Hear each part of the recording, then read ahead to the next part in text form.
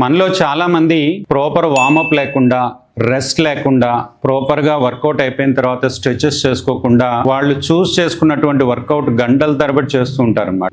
Walking, jogging, running, cycling, skipping, aerobic dance, gymming, ఏదైనా sport, shuttle కానీ, ball badminton కానీ, tennis కానీ, ఏదైనా స్పోర్ట్ గంటల తరబడి స్నేహితులతో కలిసి ఆడేస్తూ ఉంటారు. ఇలా ప్రాపర్ రెస్ట్, స్ట్రెచ్ లేకుండా గంటల తరబడి వర్కౌట్ చేస్తే బాడీ అంతా సోర్ అయిపోతుంది అన్నమాట. అలాంటి సోర్నెస్ మీకు లెగ్ దగ్గర, షిన్ బోన్ దగ్గర వస్తే కనుక దాన్ని షిన్ స్ప్లింట్స్ అంటారు.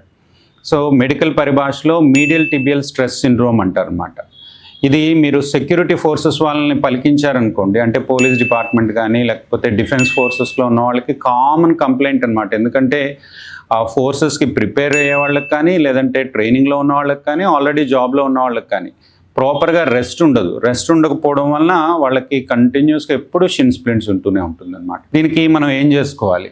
ప్రాపర్గా స్ట్రెచ్ చేయాలి. ఎప్పుడు కూడా వర్కౌట్ అయిపోయిన తర్వాత ప్రాపర్గా స్ట్రెచ్ చేసుకోవాలి.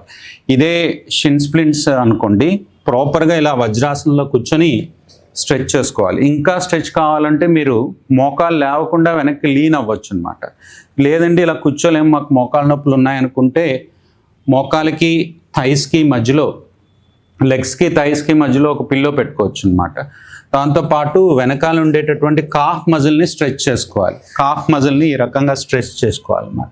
లేదా అందుకోలేకపోతున్నాం అంటే ఒక టవల్ తీసుకొని టవల్ హెల్ప్తో మీరు ఈ రకంగా స్ట్రెచ్ చేసుకోవాలన్నమాట. అలాగే ఐసింగ్ చాలా బాగా పనిచేస్తుంది. ఐసింగ్ 2 పూట్ల కూడా ఐస్ పెట్టుకోవాలి.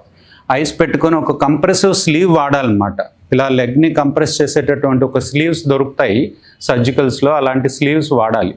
దాంతోపాటు ప్రాపర్ ఫుట్వేర్ వేసుకోవాలన్నమాట. లైట్ వెయిట్ ఉండాలి షూస్, అలాగే మీకు ఫ్లెక్సిబుల్గా ఉండాలన్నమాట.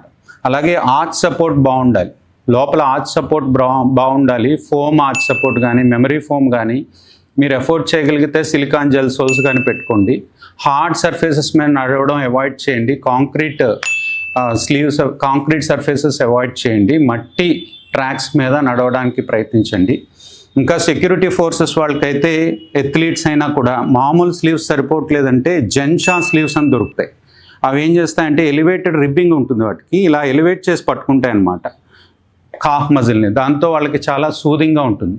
అలా జెన్షా స్లీవ్స్ వాడచ్చు. ఇవన్నీ చేసినా కూడా మీకు తగ్గట్లేదు అంటే మీ ట్రైనింగ్ని క్రాస్ ట్రైనింగ్గా మార్చుకోండి.